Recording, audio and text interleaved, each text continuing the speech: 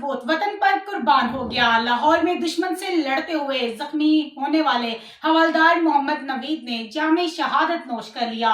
शहीद मोहम्मद नवीद की जस्ते खाकी उनके आबाई इलाके सरगोदा रोड चक नंबर 7 में पहुंचा दी गई।